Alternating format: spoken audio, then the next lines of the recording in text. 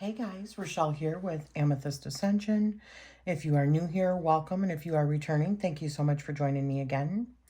So today I am going to be doing a very brief review, honestly, of my time with the beloved Dead Oracle. I plan on using this probably extensively for the next few months. But I wanted to give after working with it for, about a month or so, a little bit longer than a month, and really using it, really focusing on it among a couple other decks in my practice, doing the spreads that were in here, and just let you know the kind of experiences that I had with this particular deck. And now, I am going to show the cards and stuff. However, for a complete, thorough walkthrough of the deck, I'm going to direct you down below to my walkthrough, okay? Because it really was very, very thorough. So, one thing I do want to say is it is chipping a little bit, but that's to be expected. For me, especially, because I've always got lotion on my hands, because going through menopause, and so my hands are always dry, so I'm always putting lotion on it. And it's already after a month. And it's not really bad. I've had other decks that are much worse than this, but it's already starting to wear a little bit. But honestly, given the kind of deck it is, I don't mind. I might end up personally taking the gilding off anyways, cutting it down, because the kind of cards that they are would actually allow for that. Now, I'm not going to take probably all of this dark off of it because I like it, but I'm probably going to take it down maybe about half so that it's just a little bit shorter. And although, I mean, I can still work with it, but let me tell you, this deck is also, at least for me, it's a talker. I had to keep on saying, okay, you're going to keep on giving me cards. I'm going to only take the top card because it just wanted to keep on coming with information. And you guys know, especially in the kind of spreads and communication work that I'm doing with this particular deck, it feels right in order for me to get a flyer. I'm not saying that that's what you have to do, but for me, I feel like it is my higher self or that spirit coming through, grabbing, I always imagine it, grabbing into the deck while I'm shuffling it and flipping the card out. So it's like spirit saying, this is the card, So this particular deck is like 80 cards. Is that right? It's big. It is a big deck. So some of the ways that I worked with it, obviously, was ancestor work. I also did an interview right out of the gate. There's also active love cards, which I'm just going to briefly talk about the different card types that are in here. What's in the box? So there's the Spirit Throne, which it's in here somewhere. And you put that out, and that is like more or less like the beginning of the ritual work. Now, that's not saying that's all you got to do. I like to really set the scene, get some incense going, and, maybe do some meditation before I do it, put some candlelight on, really set the mood, maybe do some protection spray or call in a certain, whatever. You can do whatever you want, right? But it is spirit work. It's like necromancy. Although, let me just say something too, though. It doesn't have to be just necromancy with this one, because there are so many different archetypes in this, different types of people that are in this, that you can use this if you're trying to ask specific questions about people that you know. It can be used in that way as well. One of the things that I did was go through with some of the other like tarot that I did, or readings that I did. I went through and I said, okay, so I had a little list. I go, show me your energy. Show me what card is you You know, show me this person, show me this person. This can work for dead or alive. So, and it does not have to mean that it is all just family either. It can be family friends. It can be a historical figure that you want to get more information on. You can say, okay, show me if you are coming through. You can do this for a deity. You can do this for anything, literally. There are so many different archetypes of people in here that, oh, there's the spirit throne, that you can do that. And you can say, and I've talked about this in other videos also, because this is not my first for this. I suggest going and looking at my other videos on this. But you can also say, like, show me 3 characteristics that are you. You know, so that if I'm doing this reading and you come forward, I know that it's you that's, you know, talking to me. And you can do that with so many different people. It doesn't even have to be people that you know per se, you know. So, let me go to the different types. So, we have the 1 Spirit Throne card. And it says, think of this as a special staging card, the Majestic Spirit Throne. It isn't one of the family oracle cards. It's unique and has its own purpose. It's meant to be used as a seat of honor, a sacred space within which to hold counsel.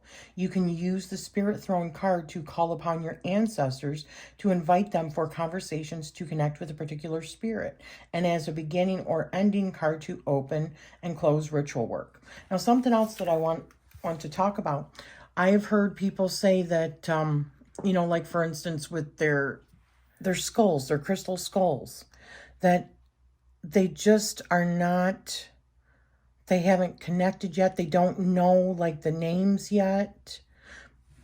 You could essentially use something like this for spirit communication, even with your crystals, even with your inanimate objects. You know, isn't that kind of what we do with like interview spreads and stuff like that?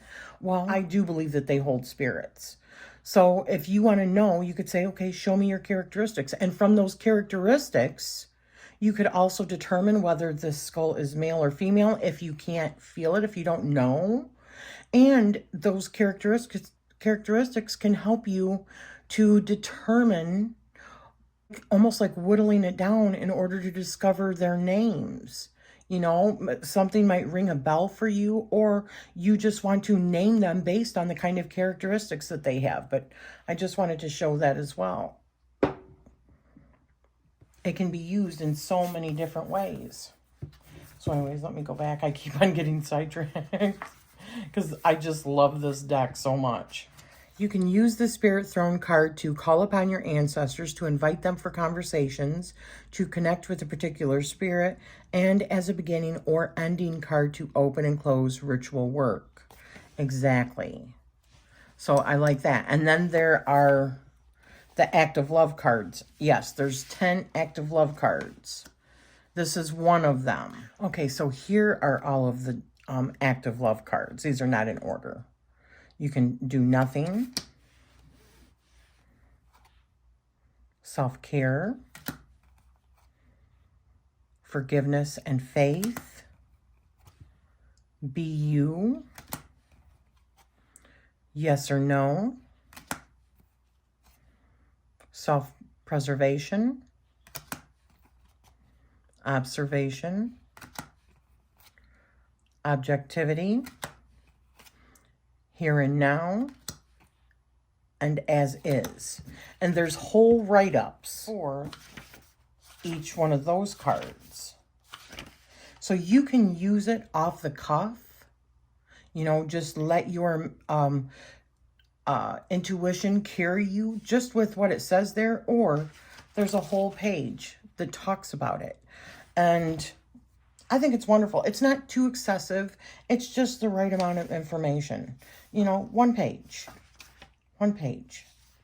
Now, what it says about the active love cards are, these 10 cards are your special forces team. They are the oracles of acts of love. These cards represent energetic transactions and choices that once made become your alchemy, turning baser instincts into gold. They can represent an individual, an energetic imprint, or an ancestor. They have the potential to release pain and shift unconscious drivers that throw you out of alignment. If you receive one or a few of these cards in your reading, you're being asked to augment and finish your work by committing to a high vibrational act of love. This particular 10-member choir of beloved dead brings in these acts to help stimulate the process of growth and healing for you. Sorry, I really need my glasses. It says, once you flip over a card and it's an act of love, it also acts as an additional layer of meaning.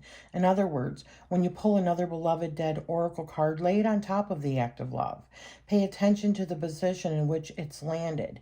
Make special note of which other beloved dead had summoned this card for you. We'll talk more about this in the spread section of this book. For now, be aware that an act of love card represents a charged area that wants some extra consideration. It's not uncommon to pull more than one act of love card in your reading. If there's chaos or confusion, dense, dark, or stuck energy, these cards are designed to open up your heart chakra, restoring and increasing flow. And then we have got, what is it, 69? I'm guessing like 69 of the different the beloved dead cards. So not only does it talk about like the person and you can see the different people on the cards, but it gives somebody personality. It's not just a teacher, right? Maybe it was a perfectionist teacher. Maybe they had to relocate. Maybe they were married to a laborer, and maybe that laborer's perception of his wife was, you see what I'm saying? It just continues to show you the different types of cards that you can use as many as you want or as little as you want in order to show the kind of character of the person that you're building. This is great if you're doing like mediumship readings, if somebody comes to you for mediumship, or you're just doing your own mediumship, which is kind of like ancestry work, but you know, it's just whatever's already coming to you. You're not necessarily pulling them to you. They're already coming to you or somebody's. Anyways, they're great for mediumship. They're wonderful for past life work because it brings in, like, you can start seeing that character. It builds the whole story. Each one of these has like another story that keeps adding to the character of this person. This could be a great deck for also writing stories and writing books if you're a writer, because you could also say, okay, I'm feeling a little bit stuck.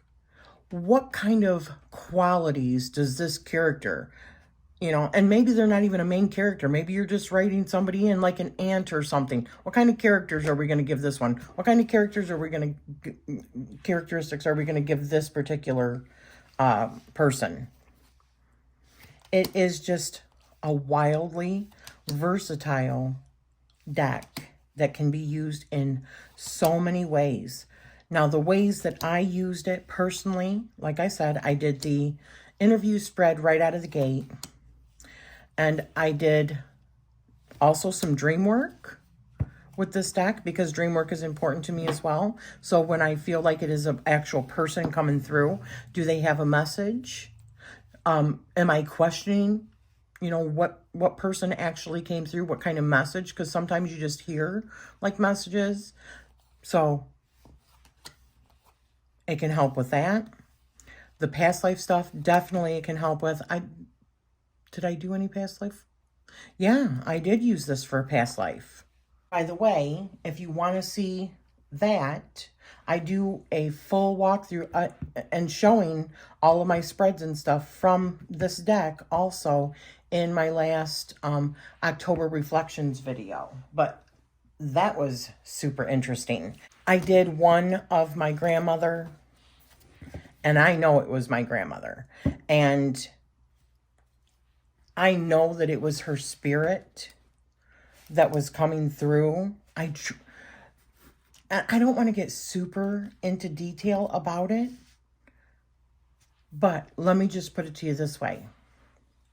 I know that it was my grandma because of one of the things that my grandma suffered from. And I don't think she willingly would have admitted that that was a regret unless she was more of an advanced spirit now. I could be wrong, but that came from another place.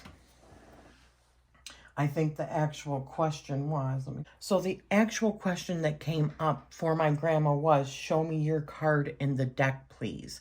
This was from the questions and narrative spread that are in this book. And I'm just going to be honest with you. It came up as the addiction. Let me show you. I mean, this is getting kind of personal, guys. This is my family stuff. And the card that came up for her was addiction. My grandma was an alcoholic.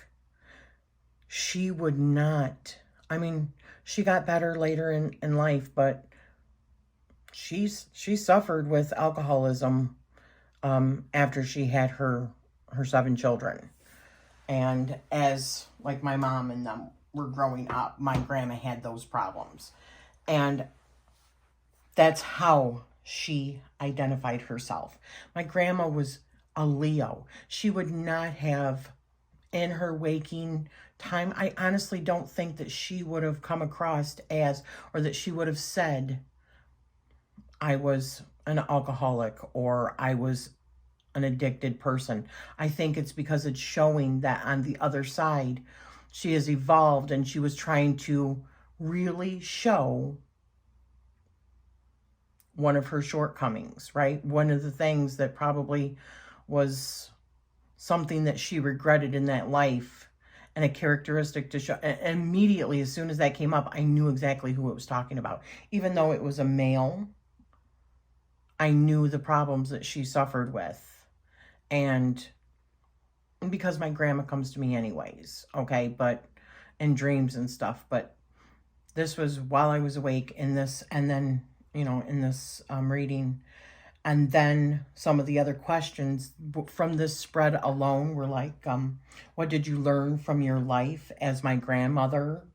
What did you feel most proud of in that life? And what did you regret most in that life? And do you have any advice to me about witchcraft and tarot? Now, some of these things, these were questions that I put in myself because my grandma was also a witch. And I can't tell you, it was like sitting down. It was not eerie because it doesn't scare me or anything. I was moved. Let me put it to you that way. I was very moved because it was literally like sitting down and having a conversation with my grandma from across the table, you know, sitting down, drinking our coffee and just having a conversation. It was that friggin' powerful. That was just one of the readings, just one. And even when I did the story time, when we were doing the seance and the story time, I also used this deck. It's just, I can't say enough what a wonderful tool. This is like a Ouija board. This is like a spirit board, pendulum board, and a deck. It was so powerful. That connection was so strong. Now, the other spreads that I did was the evidential spread. So that is like who the deceased loved one, characteristics and or life events to help detect who. So there's that. There is validation, meaning additional information about that energy that is more specific. So this is where other cards will come up showing you who it was. And the message then.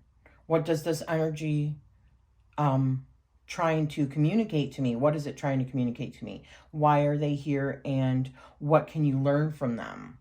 And I'm going to be honest with you, this particular spread, who came through was my higher self speaking through these cards. And I am 100% sure of that. Just because of the cards that came out in the messages, they were meant for me.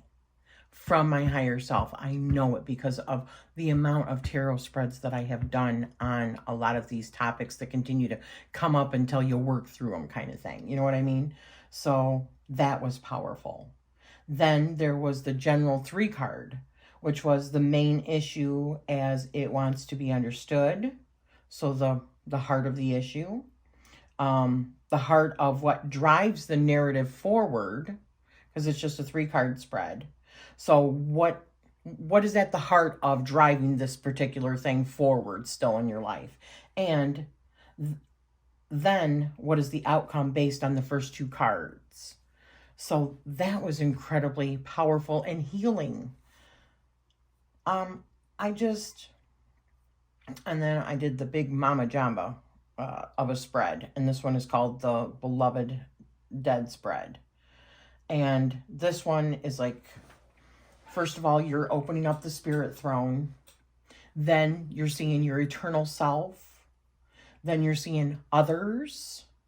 Let me show you.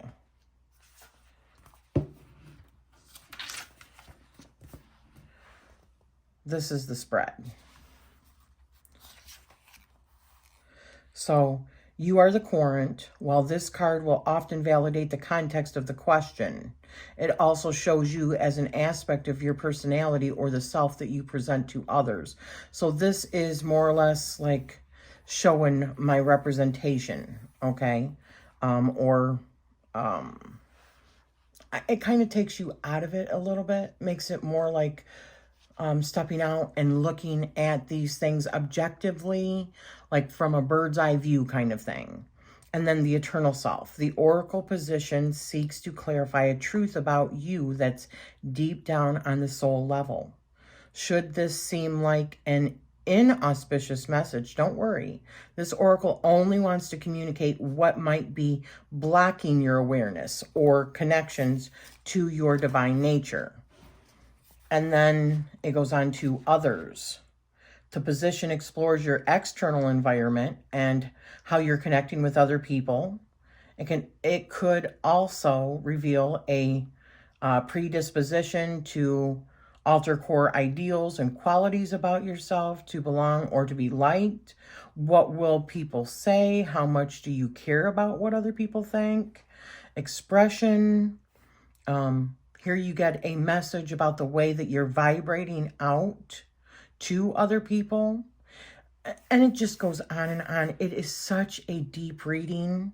The spread itself is wonderful, but the fact that it's these kind of cards, that is what facilitates the understanding so beautifully. I just cannot say it enough.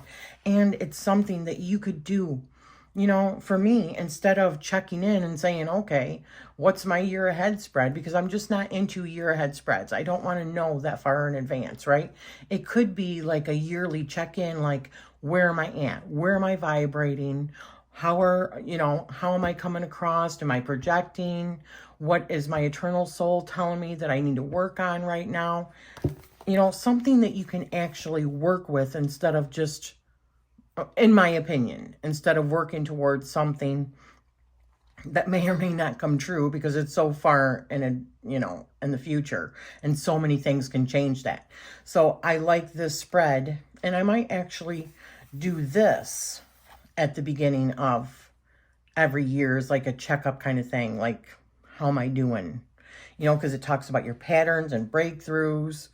So, or you could do it as in a past tense of what did 2023, what did it teach me? You know, what do I need to work on for 2024? You can use it however you want. It's just, I'm really going to leave it at that I am in complete awe of this deck. you can probably tell, I was blown away by how well this deck worked. And I haven't even used this in conjunction with like the Ancestral Tarot book that I have. And I also want to get the Ancestral Grimoire. I believe that this deck will work beautifully with those as well.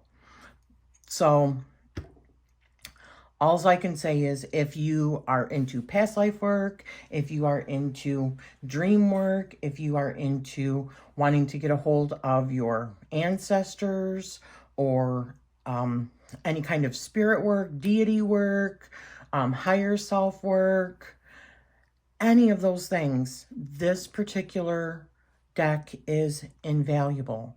The deck is wonderful. The book is amazing. And I am so grateful to have been able to work with this deck, and I plan on working with this for several months to come. Who knows? It might just be a staple on my deck, or I mean on my desk, because to be honest with you, that is the kind of work that I'm always doing. I love past life work. I love dream work, and this just helps facilitate it in a beautiful, beautiful way. So that was my review for this. As I said, I have talked about this in other videos,